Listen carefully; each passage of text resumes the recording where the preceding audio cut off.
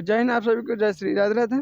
तो जैसा कि मालूम है हम लोग का इंडियन भारतीय संविधान का क्लास चल रहा है, ठीक है। कैसा ना, इंडियन कॉन्स्टिट्यूशन का यानी भारतीय संविधान के क्लास हम लोग को चल रहा है। और आज हम लोग का 12वां क्लास, ठीक है। कल के क्लास में हमको राज्य पुनर्गठन पढ़ा दिया गया था और आज हम लोग पढ़ने वाले हैं भाग और अनुच्छेद के बारे में। तो सबको पता है कि भारतीय संविधान में 22 भाग है, 12 अनुसूचियाँ हैं और 395 क्या है अनुच्छेद है ना। तो अब हम लोग एक एक भाग को और एक एक अनुच्छेद के करके पढ़ लेते हैं थोड़ा, ठीक है। तो हम लोग क्लास को स्टार्ट करते बाबू, ठीक है। तो देखिए पहला भाग में आपको देखने को मिलेगा 1 से लेकर 4 तक अनुच्छेद मिलेगा। क्या पहला भाग में आपको 1 से लेकर 4 तक अनुच्छेद मिलेगा, जिसमें हम लोग एक एक पढ़ते। पहला अनुच्छेद देखिए, भारत अर्थात इंडिया। क्या है? भारत अर्थात इंडिया राज्यों का संघ है, पहला अनुच्छेद में लिखा गया, जिसमें आपको 28 राज्य और 7 केंद्र शासित प्रदेश आते हैं।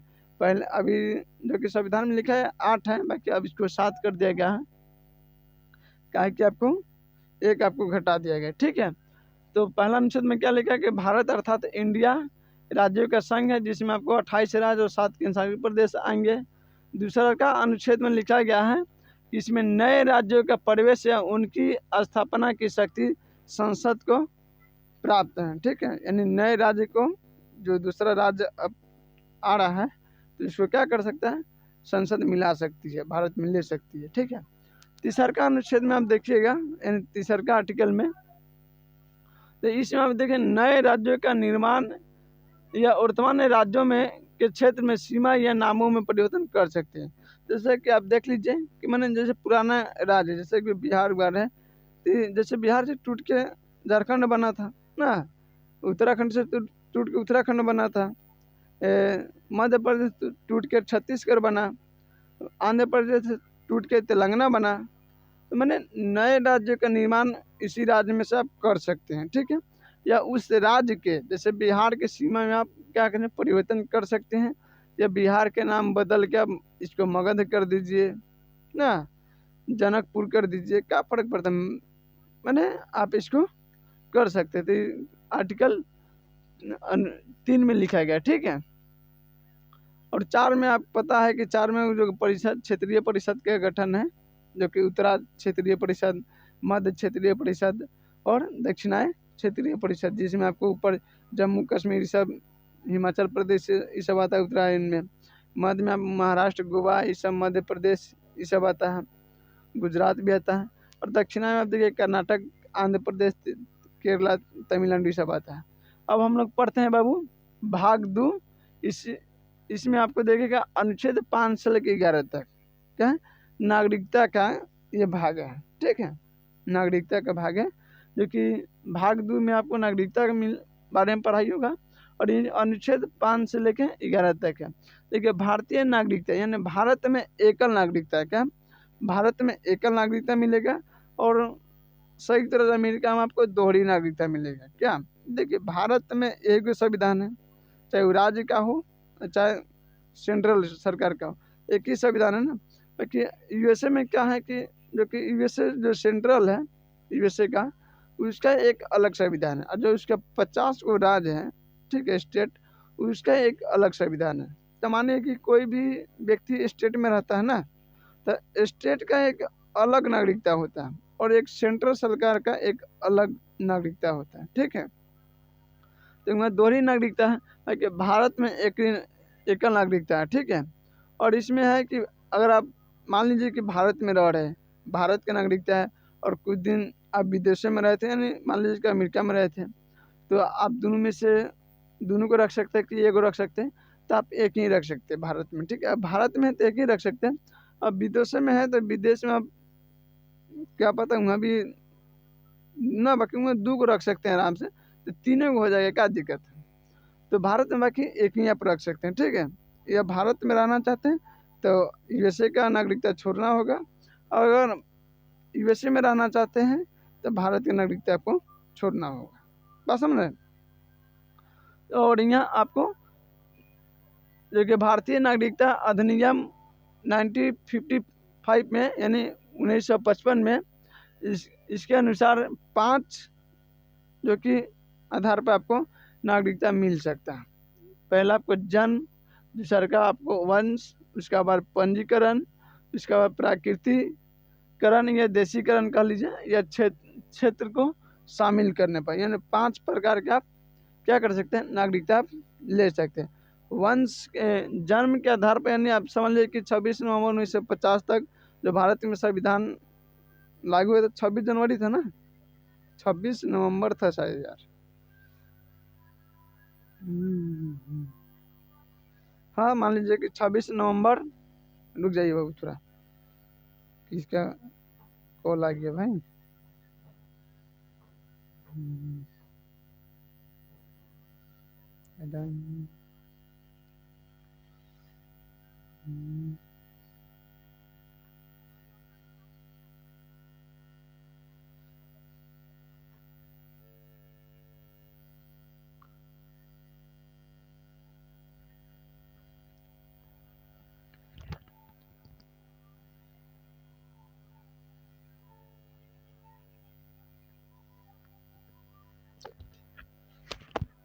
यानी भारत के संविधान लागू होने तक अगर आप भारत में पैदा हो चुके हैं तो आपको भारत की क्या नागरिकता मिल जाएगा, ठीक है। या उसके बाद हुए तो आपको भारत की नागरिकता मिल जाएगा, ठीक है।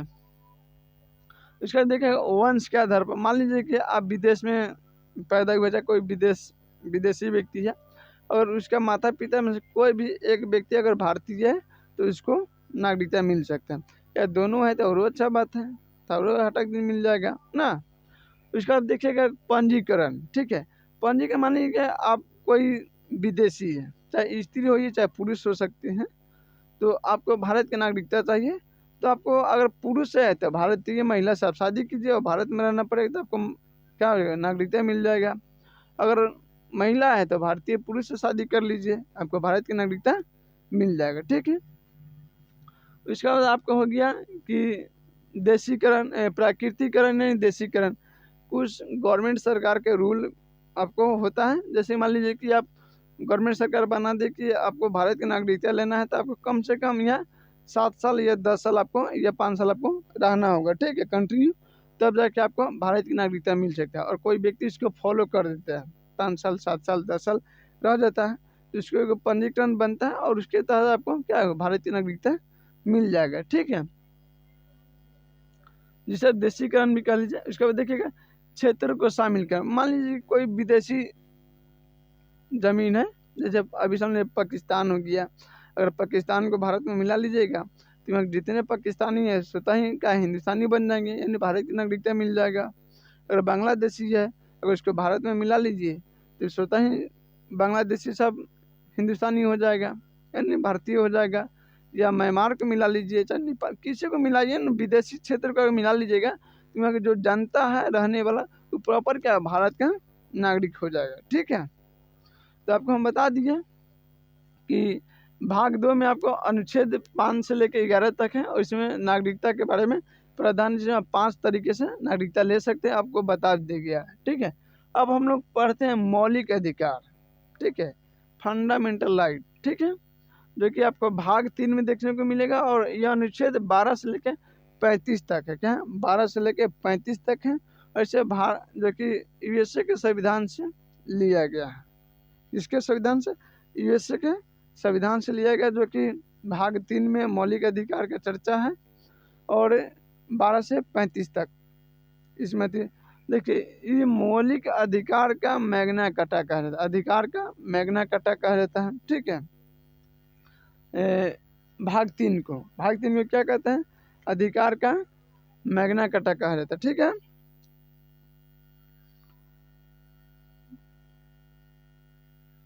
या आप इसे कहते हैं कि मूल अधिकार का जन्मदाता भाग भी कहा जाता है इसे, ठीक है।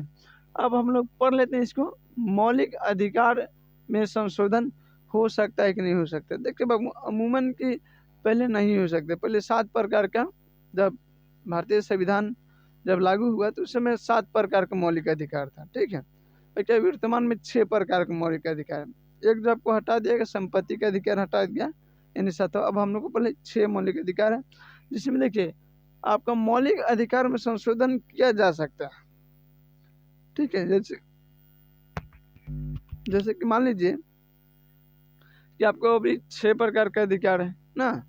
जैसे कि आपको घूमने का स्वतंत्रता, धार्मिक प्रचार करने का, बस जाने का, इस सब का स्वतंत्रता है कि नहीं है। और मानिए कि राष्ट्रीय आपात आ गया, राष्ट्रीय आपातकाल लग गया है, अब उसमें आप कहिएगा कि हमको संविधान जो कि भाग 3 हमको घूमने की आज़ादी देता है, उस सब मन मौलिक अधिकार आपको घूमने की आज़ादी देता है, फिरने का, खाने पीने। अब राष्ट्रीय आपात चारों ओर से देश पर आक्रमण हो रहा है और राष्ट्र में क्या आपातकाल घोषित हो चुका है। अब कहिएगा कि हमको घूमने की आज़ादी है, फिरने की आज़ादी है, तो आपको सरकार घूमने देगा जी? नहीं, क्योंकि सरकार की भी आपका चिंता है भाई। एक तो बाहरी आक्रमण है, आप खुद खुदकुशी कीजिएगा।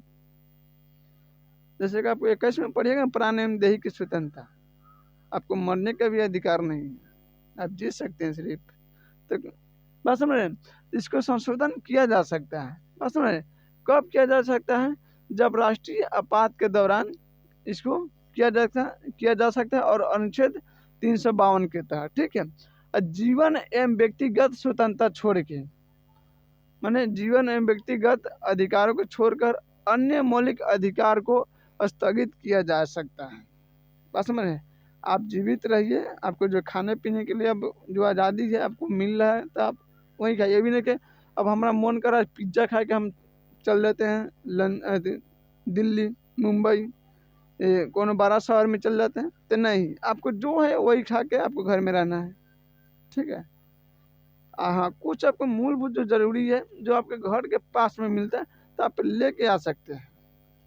बाकी आप कहिएगा कि अब यहाँ से घर यहाँ से 50 किलोमीटर दूर चल जाए, 30 किलोमीटर नहीं जा सकते हैं, ठीक है। तो आपको कुछ जो आपको मैंने आपके जीवित रहने भर आपको स्वतंत्रता दिया जा सकता है। बोलने के, घर में बैठ के पूजा पाठ करने का आपका स्वतंत्रता है। शिक्षा जैसे आप विदेश में जाके ले सकते थे, उस समय बंद हो जाएगा। स्कूल में जाके ले सकते थे तो बंद हो जाएगा, ठीक है। तो आपको घर में रह के ही क्या करना है, आपको शिक्षा चाहे जो कुछ करना आपको घर में रखे। तो जब राष्ट्रीय आपातकाल के दौरान हो तो अनुच्छेद 352 का उपयोग करके आपको मौलिक अधिकार में संशोधन किया जा सकता है, और बस सिर्फ उस चीज़ को छोड़ कर जितना आपको जीने के लिए पर्याप्त हो। बात समझ रहे हैं, अब कहिएगा कि हमको घूमने का अधिकार है, हम चल जाते हैं, अभी हम बॉर्डर पर इसरो चल जाते हैं, केरला चल जाते हैं, ये सब आगरा घूमने नहीं जा सकते हैं, ठीक है। उसके बाद देखिएगा मूल अधिकार में 7 प्रकार के मौलिक अधिकार जैसे कि बता दिए, लेकिन 44वें संविधान संशोधन 1978 में हुआ, उसके द्वारा संपत्ति का अधिकार अनुच्छेद जो कि आप 31 एवं 19 के क से लेके मौलिक अधिकार की सूची से हटाकर इसे संविधान के 300A, ठीक है, 301 के अंतर्गत कानूनी अधिकार में रख दिया गया संपत्ति के अधिकार को, ठीक है। इसको हम संपत्ति का अधिकार में रख दिया गया, यानी अनुच्छेद 31 में था संपत्ति का अधिकार, 19 के क में था, अब शायद कुछ हो गया, उसमें दूसरा कुछ जुड़ गया, उसको अब हटा के कहाँ ले गया, अब एक के ले गया 300A में ले गया, इतना ना दूर ले गया कि अब बस यह वो न करेगा लौट के। अब हटाने का रीज़न था, मान लीजिए कि सरकार को कोई आपके ज़मीन में कोई बड़ा खनन चीज़ मिल गया, हीरे का, सोने का, चाहे कोई पेट्रोलियम मिल गया। अच्छा, मान लीजिए कि सरकार के कोई यहाँ बड़ा हॉस्पिटल या कॉलेज, चाहे कोई बड़ा फैक्ट्री बैठाना है सरकार को, अब सरकार आया कहेगा कि आप सभी अपने अपने यहाँ से मकान हटाइए, पहले प्रेम से कहेगा कि हटा लीजिए, आपको वहाँ फलाने जगह आपको मिल जाएगा। अच्छा, इसका आप मुआवजा ले लीजिए जो इसका उचित रेट है, आप दूसरे किंग बने। अब आप जीत पड़ जाइएगा, नहीं हम नहीं देंगे, तो मौलिक अधिकार रहेगा तो आपको जीत पड़ ही जाएगी, और जब वही सरकार करेगी तो इसमें सुप्रीम कोर्ट इंटरफेयर कर देगी। अच्छा, सुप्रीम कोर्ट इंटरफेयर करेगी, बड़ा दिक्कत आ जाएगा। इसलिए क्या किया कि सरकार ने संशोधन कर दिया, 44वें संविधान संशोधन। अब ऐसे संपत्ति का अधिकार के झंझट खत्म, ठीक है। अब ये कानूनी अधिकार हो गया है। अब सरकार को किसी भी ज़मीन पर, चाहे हमारे ज़मीन पर, ये सब जहाँ भी हम पढ़ा रहे हैं, यहाँ भी सरकार कह दे कि हटाओ इसको, अब हमको यहाँ कॉलेज बनाना है, तब कुछ भी नहीं कर सकते, चुपचाप जो मिलेगा मुआवजा लेके हट जाइए, सरकार ही अपना काम करेगा। नहीं तो जाति जबरदस्ती कीजिएगा, बस आगे JCB ले बुलडोजर बोले, बस धक्का धुक्की टेल टाल के हटा के साइड जाइए, अभी जाइए, जो कुछ मिल रहा है तो वो नहीं मिलेगा।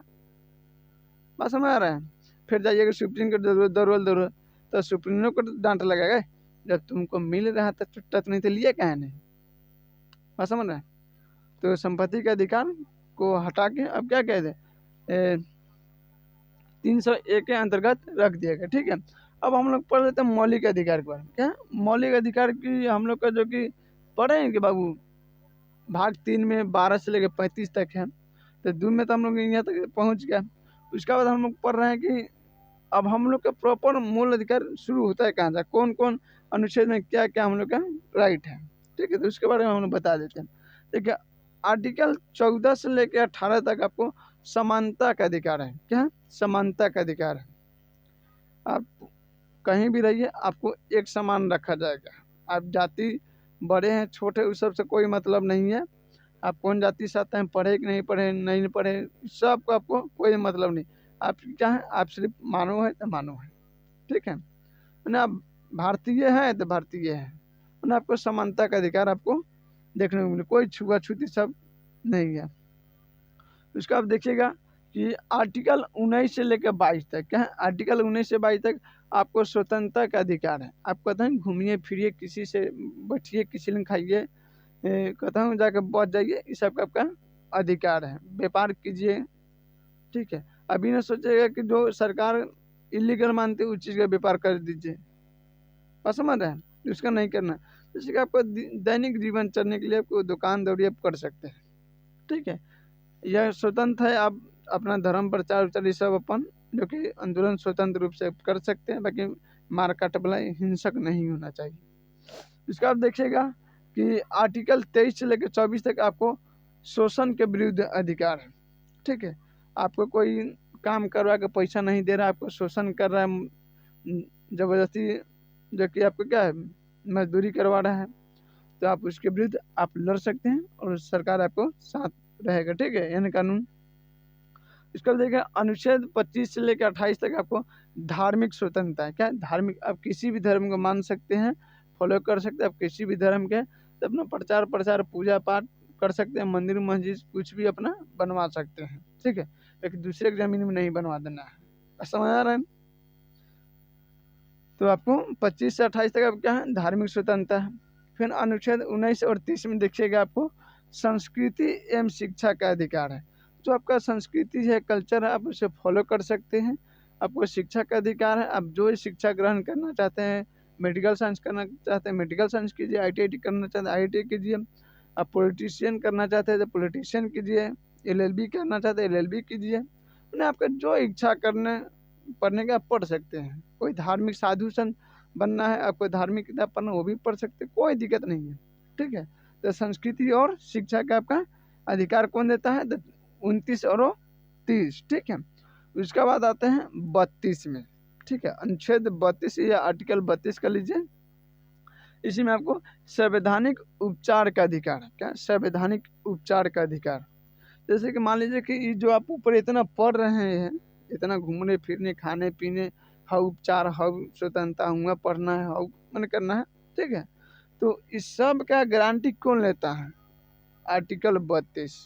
ठीक है, क्या करें इसे आर्टिकल 32 को सब का गारंटी लेता है मौलिक अधिकार का। जैसे कोई कहते कि सर क्या प्रूफ है कि हाँ हम इसे मानेंगे, कोई हमको रोकेगा नहीं, गारंटी इसका क्या है, तो गारंटी ई लेता है आर्टिकल 32। क्या होता है आर्टिकल 32, आपको इसमें से किसी चीज़ का उल्लंघन हुआ, आपको बेसी प्रताड़ित किया गया, तो आप डायरेक्ट कहाँ जा सकते हैं, सुप्रीम कोर्ट जाइए। आर्टिकल जो कि 32 का प्रयोग कीजिए, डायरेक्ट जाके सुप्रीम कोर्ट जाइए और जज साहब के कहिए कि हमारे साथ ये अन्याय हुआ है, छुआछूत हुआ है, हमको पढ़ने नहीं दिया जा रहा है, हमको घूमने नहीं दिया जा रहा है, हमको जबरदस्ती कैद करके रखा गया। तो आप आर्टिकल 32 को प्रयोग करके डायरेक्ट सुप्रीम कोर्ट जा सकते हैं। ठीक है बाबू, तो कल हम लोग इसको डीप से हम लोग पढ़ेंगे, जो हम मौलिक अधिकार को पढ़ाएं आपको कल डीप से पढ़ा दिया जाए। ठीक है, तो जय हिंद आप सभी को, जय श्री राधे। फिर हम लोग मिलेंगे अगले नेक्स्ट क्लास में।